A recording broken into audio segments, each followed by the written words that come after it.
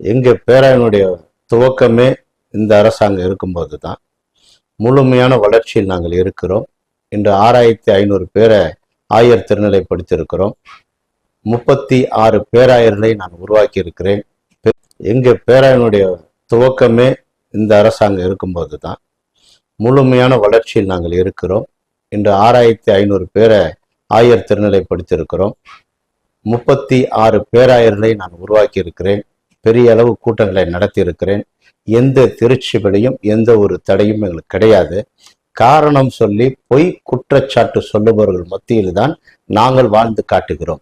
மீண்டும் இதே அரசு வந்து விட்டால் ஆதார் கார்டு அவங்களால திருப்பி கொடுக்க முடியுமா? நான் எங்களுடைய குடியுரிமைன்னு போய் நாங்கள் ஜெருசலத்துக்கு போயிடுறோம், இயேசு பிறந்த இடத்துக்கு போக கிறிஸ்தவராக இருக்கிற போதகர்கள் தயாராக இருக்கிறீர்களா? இவ்வளோ குற்றச்சாட்டை சொல்லுகிற நீங்கள் 10 ஆண்டுகள் எவ்வளோ சுதந்திரமாக தானே இருந்தீங்க? வெளிநாட்டிலிருந்து